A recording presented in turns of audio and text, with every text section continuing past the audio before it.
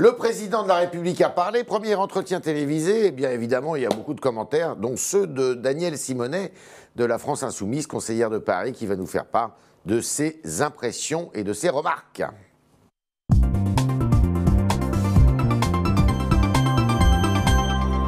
Bonjour Danielle Simonet. Bonjour. Alors, Emmanuel Macron s'est exprimé, premier entretien télévisé face à des journalistes.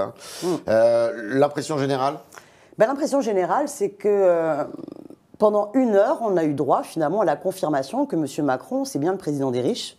Ah bon? Et que finalement, il ça assume. ne change pas là-dessus? Ah, moi, je trouve que ça ne change pas du tout, parce que finalement, même s'il a essayé pendant le premier quart d'heure de l'interview de parler surtout de lui et d'expliquer sur les termes de langage qu'il a pu utiliser sur les feignants, sur le bordel, sur tous ces mots-là. D'ailleurs, il assume. Hein. Finalement, il assume tout. Et pendant tout le reste de l'interview, on a eu un président qui valorise les premiers de cordée, qui sont les très riches, qui, par ailleurs, pour une bonne part, sont responsables de mettre plus de 120 milliards d'argent dans les paradis fiscaux. Ouais. Hein, c'est les à 4 cause 000... peut-être de la fiscalité française. Et donc, eh bien, ces fraudeurs du fisc, M. Macron les soutient et leur propose justement de leur faire cadeau de la suppression de l'ISF. Il veut qu'ils reviennent. D'abord, ils ne sont pas partis. 2, c'est des cadeaux énormes, parce qu'on leur supprime. Comment ça, ils ne sont pas partis? Alors, vous ne pouvez pas dire une chose et son contraire. Vous dites ils sont partis. Non. Ils sont partis ou ils ne sont pas partis? Physiquement, ils sont où les riches? Non, c'est où sont leurs richesses. Les riches sont en France. Mais une bonne partie de leurs richesses sont planquées dans les paradis fiscaux. Que font les États-Unis? À cause de la fiscalité française. Mais non, pas à cause de la fiscalité française, à cause de l'absence de contrôle français sur sa fiscalité. Vous savez, il y a plus de 80 milliards d'évasion fiscale par an. Pourquoi est-ce qu'on n'instaure pas un impôt universel? Les Américains, eux, si vous habitez un autre pays alors que vous êtes de nationalité américaine, vous devez payer la différence d'impôts que vous auriez payé sur le territoire américain. Nous devrions faire la même chose. Or, M. Macron glorifie les riches fraudeurs et pour mieux les satisfaire, finalement, leur fait cadeau de cette flat tax. Il n'a pas parlé de fraudeurs, il n'a pas parlé qu'il leur faisait un cadeau. Il a dit simplement, justement, il a valorisé leur richesse, il les a glorifiés. Plutôt que d'aller à l'étranger, il faut mieux qu'ils soient en France, et qu'en France, justement, les premiers de cordée tirent ceux qui sont derrière. Oui, mais si vous décryptez cela, ça veut dire quoi? Ça veut dire que, finalement, parce que les très riches fraudent le fisc, on leur supprime une partie de leurs impôts. Parce que c'est ça la suppression de l'ISF. Oui, mais de fait, la suppression de l'ISF, c'est cela. Par ailleurs, l'instauration partielle, mais enfin énorme, parce que finalement, c'est plus de 3,2 milliards d'euros qui vont être offerts sur les classes moyennes supérieures qui vont trinquer. Oh, supérieures, les très riches. Qui va payer cela? Vous savez, 10% des plus riches vont bénéficier de plus de la moitié des baisses d'impôts. Il n'a pas réussi à vous convaincre, c'est toujours le président des riches. Mais c'est toujours le président des riches. Et à côté de cela, par contre, il a parlé de la France qui souffre quand même. Oui, mais sauf que la France qui souffre, par exemple... Il a parlé de l'intéressement des salariés qui Oui, mais il a parlé de ça, mais il a aussi parlé des chômeurs. Et les chômeurs, il les a tout de suite assimilés, pour une partie d'entre eux, à ceux, vous savez, qui, soi-disant... Vous retenez que le négatif. J'aimerais vous entendre parler sur l'intéressement. Oui, mais moi, j'aimerais parler quand même aussi des chômeurs. L'intéressement, c'est moi qui pose les questions. Oui, mais c'est moi qui choisis mes réponses. L'intéressement des salariés. Oui, l'intéressement des salariés. Mais vous savez, c'est une vieille rengaine libérale. Oui, commençons déjà. Libérale, je sais pas. Commençons déjà par augmenter les salaires. Vous savez, ce qu'un salarié produit comme richesse dans l'entreprise ne correspond pas à son salaire, parce qu'il y a une partie de plus-value qui est captée par l'entreprise. Donc là, on essaye de faire croire que ça va être très intéressant pour le salarié de mettre en place cet intéressement. Mais vous êtes pour, vous, quand même? Moi, je suis pour qu'on augmente les salaires. Non, mais l'intéressement. Non, je suis je suis pour d'abord et avant tout qu'on augmente les salaires. Après, il y a un modèle qui est très pertinent, mais que Macron ne valorise pas, qui est la coopérative. Et dans une coopérative, tous les salariés participent de la même manière à la rétribution de la richesse produite. C'est une collectivisation de la société. C'est une coopérative. Et les coopératives en France fonctionnent très bien. On parle des chômeurs aussi. Parce que vous avez vu qu'il a voulu, il veut encore plus traquer les chômeurs. Il les a méprisés. Il l'avait déjà dit. Il les a méprisés. Donc on voit quand même le mépris de classe. Où est-ce que vous avez vu du mépris? Écoutez, considérer que les chômeurs dans ce pays seraient... C'est pas normal ça de vérifier si les chômeurs, effectivement... Mais en fait, le problème, ce qui n'est pas normal, c'est que le discours de Macron veut faire croire que si les chômeurs restent au chômage, c'est bien souvent parce qu'ils refuseraient les offres d'emploi. Il n'a pas dit ça. Il a dit qu'il y avait des multirécidivistes du refus. Classique. Multirécidiviste du refus. Il les pointe du doigt, alors qu'il n'a, à aucun moment, il n'a pointé du doigt les riches fraudeurs, comme vous l'avez signalé. Or, aujourd'hui, il y a seulement 120 000 offres d'emploi par an qui ne sont pas pourvues. Ça prouve bien que face aux millions de chômeurs que nous avons, le problème, il est d'abord et avant tout de relancer l'activité pour recréer des carnets de commandes, pour recréer de l'activité, de l'emploi. Vous relancez votre activité, vous êtes marrante. Ah bah non, mais moi je suis très marrante, non, je suis très sérieuse. On a un programme, c'est l'Avenir en commun, qui permet justement... Qui coûte des fortunes, qui coûte... Non, pas du tout. Qui endette l'État jusqu'au cou. Qui au contraire, ce qui endette l'État, vous savez, c'est ces cadeaux de milliards que l'on fait justement à la rétribution du capital et qui sort une partie de l'argent du circuit économique. L'assurance chômage ne vous convient pas? En plus, la réforme de l'assurance chômage est une étatisation, une fiscalisation finalement de l'assurance chômage. C'est pas sûr. Une encore. Les rupture. partenaires sociaux risquent quand même d'être de s'y opposer. associés. Mais la logique qu'il veut mettre en place, c'est une rupture du paritarisme et qui revient, c'est le projet, qui revient sur les acquis du Conseil national de la résistance. Ouais. Je comprends que ça plaise au Figaro, puisque le programme de M. Macron correspond quand même aux injonctions finalement qui datent du temps de M. Kessler du MEDEF. On lui avait sorti cette phrase célèbre. Il faut démanteler un à un l'ensemble des acquis du Conseil national de la résistance. Et Macron s'y attelle. Il n'a absolument pas parlé de ça, mais enfin... Oui, mais de fait, remettre en cause la hiérarchie des normes sur le Code du travail, remettre en cause le système paritaire sur l'assurance chômage, sur la formation professionnelle, l'ensemble de ces mesures, si vous regardez bien, la philosophie néolibérale, elle est bien de remettre en cause les acquis du Conseil national de la résistance. Il a été question du harcèlement sexuel, du harcèlement des femmes, notamment dans la rue, dans les transports publics, parce qu'il y a une actualité actuellement. Il a dit sa volonté de lutter contre ça et des mesures devraient être prises justement contre ça. Vous êtes d'accord avec ça? Alors je suis d'accord sur le fait qu'il faut vraiment lutter contre le harcèlement sexuel et vraiment batailler pour l'égalité femmes-hommes. C'est une réalité quotidienne. C'est une réalité quotidienne, le harcèlement sexuel, mais qui n'est pas simplement sur la voie publique, qui est dans beaucoup d'entreprises. Le harcèlement sexuel dans les entreprises est un problème sur lequel il faut agir. Et l'affaire hollywoodienne, qui nous préoccupe tous, montre bien qu'en aucun cas, comme a laissé sous-entendre M. Macron dans son propos, le problème du harcèlement sexuel serait limité au quartier populaire. Mais hélas, à toutes les couches, il a eu une phrase assez ambiguë là-dessus, qui stigmatisait les quartiers populaires là-dessus. Vous voyez la stigmatisation dès qu'il ouvre la bouche. Oui, tout à fait. Non, mais parce qu'elle est réelle. Tout à fait. Oui, tout à fait, parce qu'elle est réelle. Excusez-moi, elle est réelle. Or, le problème, c'est que M. Macron a réduit de 25% le budget alloué à l'égalité femmes-hommes. Et aujourd'hui, il n'y a même pas de ministère pour l'égalité. Oui, mais il n'y a pas un vrai ministère pour l'égalité des femmes. Et donc, c'est un vrai problème.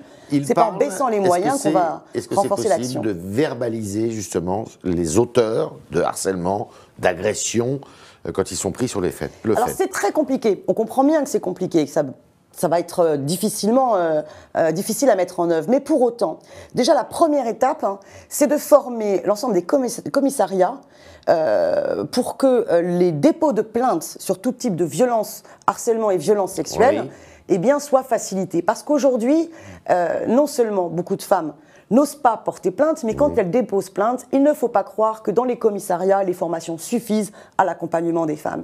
Et là, il y a une vraie défaillance de notre système qu'il faut améliorer. Et il faut renforcer les moyens alloués aux associations qui font l'accompagnement aux victimes. Est-ce qu'il y a du harcèlement sexuel à la ville de Paris? Certainement. Non, mais au Conseil de Paris. Au Conseil de Paris, moi personnellement, je n'ai jamais été victime d'harcèlement sexuel. Mais quand il y a eu l'affaire Beaupin, on a Denis Beaupin, on a découvert que d'autres élus du Conseil de Paris, des conseils d'arrondissement, avaient pu être victimes. Donc il faut avoir conscience... Denis Beaupin qui a obtenu un non-lieu. Un non-lieu, mais parce que les éléments étaient trop antérieurs, non pas parce qu'on aurait démontré que les faits étaient faux. Et j'exprime vraiment toute ma solidarité avec celles qui ont le courage de l'ouvrir. Et c'est important de l'ouvrir. Hier, il a peu été question d'écologie dans l'entretien avec le président de la République. Le mot climat a été dit, mais... il n'était pas tout seul aussi. Il y avait des journalistes qui lui posaient des questions, le temps était compté. Est-ce que vous estimez que Nicolas Hulot, qui est le ministre de l'écologie, fait le job? Alors le problème, c'est est-ce que c'est de son fait ou est-ce que c'est de fait prévu qu'il ne soit là que comme caution et que l'ensemble des arbitrages finalement soient faits en défaveur des urgences écologiques? Parce que pour le glyphosate, on est mal barré. Pour l'ensemble des autres questions climatiques, on est mal barré. Il a une interview hier dans le journal du dimanche pour dire que le glyphosate, d'ici à la fin du quinquennat, ça serait réglé. Oui, on est mal barré, parce que ça veut dire que ça n'est pas réglé là maintenant, et donc je peux vous dire que rien n'est acquis pour l'instant. Sur Notre-Dame-des-Landes, rien n'est acquis, et surtout, le gouvernement a pris la décision d'accepter la mise en œuvre du CETA, cet accord de libre-échange avec le Canada. Or, cet accord du libre-échange avec le Canada, comme le montre le rapport qui avait été commandé sur les conséquences écologiques, est totalement climaticide, puisque vous allez instaurer des tribunaux d'arbitrage privés qui permettront à des multinationales de pouvoir, y compris ester en justice les États, et donc l'État français ou les collectivités, si à un moment donné, des réglementations pour préserver nos ressources naturelles, le climat, la biodiversité, vont à l'encontre des profits de leur... la justice arbitrale dans les tribunaux privés qui permet aux multinationales d'être jugées par leurs pairs et qui leur permet finalement de juger et d'empêcher la souveraineté des peuples de s'exercer pour définir les réglementations propices à l'environnement, c'est un piétinement de notre souveraineté. Donc M. Hulot est une potiche au milieu du gouvernement ? Moi, je n'ai pas de propos insultants à l'égard de M. Hulot, dont je pense qu'il a des convictions sévères, mais dont je pense qu'il est... aujourd'hui, M. Macron est le président aussi des lobbies. Et n'est pas là pour défendre, hélas, l'intérêt général. Il a rappelé d'ailleurs son soutien à la stratégie atlantiste avec les États-Unis. Et M. Trump, que je sache, sur le climat, on sait très bien ce qu'il en est. Mme Hidalgo a raison de vouloir fermer l'automobile à essence, fermer Paris aux automobiles à essence d'ici à 2030 ? Donc elle anticipe de 10 ans par rapport à ce qui a été décidé dans la loi de transition énergétique. Oui, mais cette mesure seule est incantatoire. Il faut à tout prix prendre conscience que le problème de la pollution à Paris, comme dans l'ensemble des grandes agglomérations urbaines, nécessite de repenser l'aménagement des territoires. Repenser l'aménagement des territoires, ça veut dire arrêter de spécialiser des zones et de dire c'est là que vous allez travailler, c'est là que vous allez consommer, c'est là que vous allez dormir et c'est là que vous allez avoir accès à vos services publics. Parce que les distances entre subi, domicile-travail, sur ces 10 dernières années, elles ont augmenté de quasiment 30%.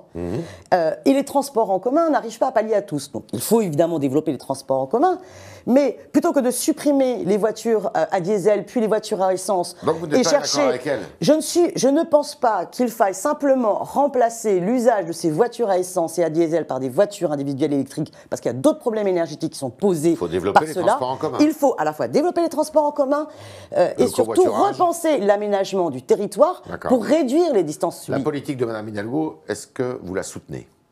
Non, je suis dans l'opposition. Opposition de gauche. Donc vous ferez tout pour qu'elle soit battue en 2020 ? Eh bien, je ferai tout pour qu'une alternative citoyenne qui prenne en compte les enjeux écologiques, des biens communs, la République en marche, non, je ne pense pas que la République en marche porte l'idéal des biens communs, des services publics. C'est pas à moi de le décréter aujourd'hui. J'ai pas la tête là-dedans. Qui est-ce qui le dit, écoutez, là, on est dans une démarche citoyenne France Insoumise. Il sera le temps d'ici là que les citoyens impliqués dans la France Insoumise, il serait cohérent de ma part dans mon parcours que je me propose. Mais aujourd'hui, je ne suis pas dans cette préoccupation-là. Moi, ma préoccupation aujourd'hui, c'est d'être utile pour rendre compte de mon travail de citoyenne élue d'opposition et de contribuer dans les quartiers à l'auto-organisation des citoyens pour défendre leurs intérêts. Donc, on a compris, Hidalgo et le président des lobbies, c'est pas vraiment la tasse de thé de Daniel Simonet. C'est maintenant l'heure de vos questions avec Jean-Baptiste Semerjian que nous allons poser à Madame Simonet dans une deuxième partie.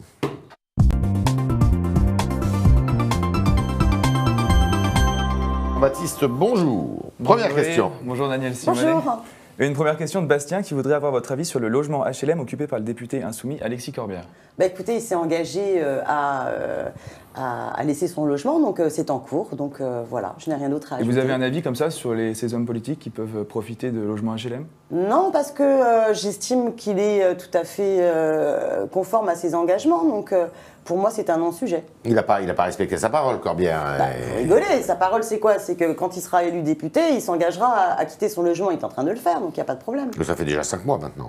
Oui, alors ça se fait du jour au lendemain. Non, et à votre avis, des boules puantes comme ça aussi sur sa conjointe, ça vient d'où ? C'est-à-dire ?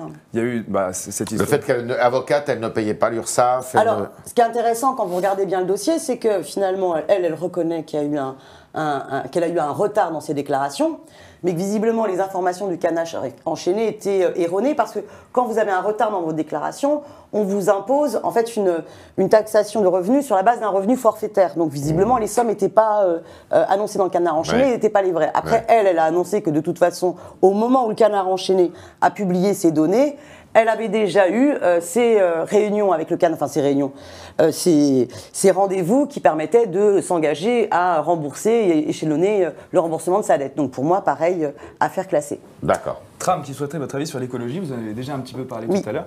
Mais Tram voudrait vraiment un exemple précis au quotidien. En quoi vous, est-ce que vous êtes écologiste? En quoi moi je suis écologique au quotidien? Écoutez, je pense concrètement que nos ressources naturelles sont finies, voilà, et qu'il ne faut pas prendre à la terre plus que ce qu'elle n'est capable de régénérer. Bon, donc ça implique qu'il faut repenser notre mode de développement. Alors il y a vos attitudes dans votre comportement personnel, évidemment, le tri sélectif, tout un tas d'actions, de gestes. Moi, j'ai pas le permis de conduire, je me déplace surtout en transport en commun, mais c'est pas simplement la somme de nos comportements individuels qui permet de lancer notre pays dans une transition énergétique nécessaire à la lutte contre le réchauffement climatique. Il faut engager une planification écologique. Et tout à l'heure, je parlais de la planification écologique à travers la réduction des distances domicile-travail, mais c'est aussi comment on engage la transition énergétique au passage aux 100% d'énergie renouvelable. Je pense que c'est nécessaire et c'est possible. La France est en retard là-dessus. Ah mais complètement. On devrait être en capacité de sortir et du nucléaire et des énergies carbonées. Voilà. On doit le Et faire vous pensez et qu'on peut s'engager. vivre qu'avec de l'énergie renouvelable? Tout à fait. Vous avez au niveau Vous allez couvrir le territoire au niveau- d'éoliennes, alors? Non, mais vous avez par exemple sur l'énergie de la mer, il y a des possibilités véritables et des études très intéressantes qui montrent que c'est tout à fait possible. Et c'est non seulement possible, mais c'est nécessaire. D'accord. Jean-Baptiste. Blablabla, blablabla, dit Yannick. Comment est-ce que vous réagissez à ce genre de défiance qui arrive assez Qui souvent? nous disent concrètement, lui, à quoi il pense. Mais sur la question, par exemple, des déchets, il faut absolument sortir aussi des usines d'incinération. Il y a un gros projet avec lequel je suis vraiment en désaccord avec Madame Hidalgo, c'est l'usine d'incinération d'Ivry. On refait une énorme usine d'incinération alors qu'on doit tous réduire nos déchets et qu'on est engagé dans la réduction de nos déchets. Résultat, Suez Environnement, pour faire fonctionner son usine d'incinération qui va valoir 2 milliards d'euros, eh bien va devoir finalement, pour que les fours fonctionnent, garder le même volume de déchets. Donc c'est un projet inutile imposé. Mais je pourrais parler aussi d'Europa City, blablabla. Europa City, vous imaginez le plus grand centre commercial d'Europe avec une piste de ski. C'est C'est pas fait encore, totalement hein. C'est pas fait encore. anti-écologique. Et non, et on compte bien continuer à batailler pour que le projet ne puisse pas voir le jour. Dernière question. Question de Marceau qui vous demande si Emmanuel Macron est de gauche ou de droite. Pourquoi? Emmanuel Macron est un extrême néolibéral. Ah. Extrême libéral. Voilà, je pense que c'est un extrémisme. Voilà. Ah, c'est un extrémiste. Ah, tout à fait. C'est un extrémisme néolibéral. Parce que finalement, quand vous regardez l'ensemble des politiques qu'il prend, la casse du Code du travail, c'est la remise en cause de la hiérarchie des normes. C'est un casseur, en fait. C'est un casseur de la République, oui, bien sûr, parce qu'il remet en cause la hiérarchie des normes et le principe de faveur et l'égalité de tous devant la loi au niveau du Code du travail. Il remet en cause les acquis du Conseil national de la résistance sur notre système de protection sociale. Il s'attaque à l'idée même de la progressivité sur le revenu quand il met en place la flat tax à 30% sur les revenus du capital.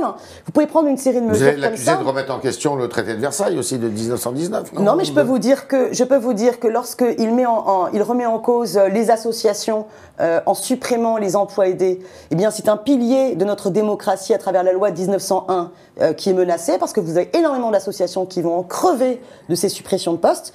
Et quand il conditionne les collectivités à une politique d'asphyxie et à un chantage aux réformes structurelles qu'elles mettront en place, c'est une atteinte aussi à la souveraineté démocratique à l'échelle de la commune qui est la base de la République. Voilà, c'était les réponses à vos questions, chers internautes, de Danielle Simonet, conseillère de la France Insoumise à Paris.